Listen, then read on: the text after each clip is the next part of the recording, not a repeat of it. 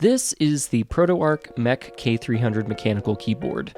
It's a great option if you want something that's kind of a cross between a gaming keyboard and a keyboard for typing and productivity. It's a full 104 key layout with 3 modes of connection. It has Bluetooth, Wi-Fi via a dongle, and a wired connection, which also serves to charge the battery if you want to use it wirelessly.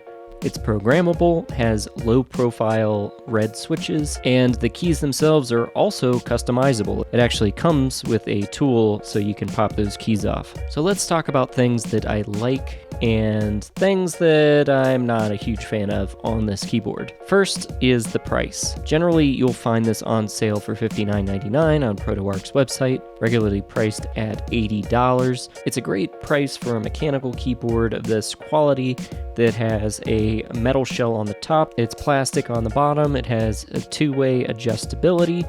It's fairly heavy for what it is. I wouldn't say it's, super heavy kind of premium feeling, but it does have some heft to it. Those low-profile red switches have just the right amount of travel and clickety-clack to make it great for not only casual gaming, but for typing as well.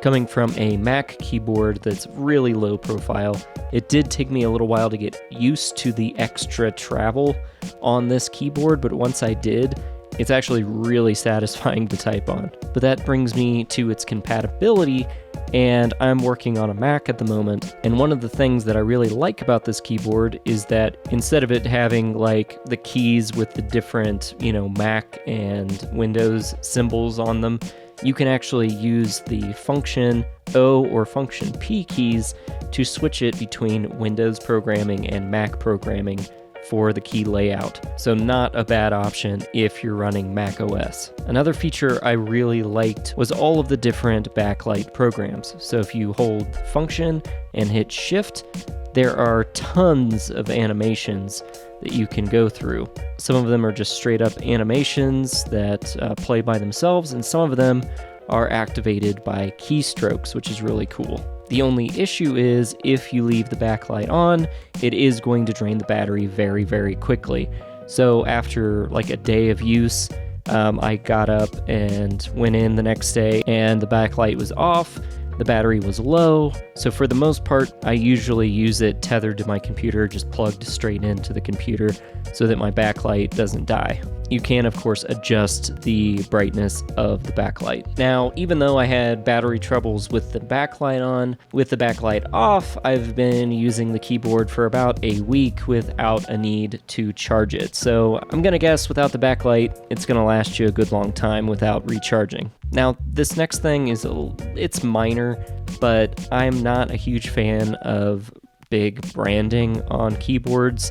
I realize the manufacturing for this, the easiest, cheapest way for them to do it is just to kind of screen print their logo on here, which is probably why it's so big on the spacebar.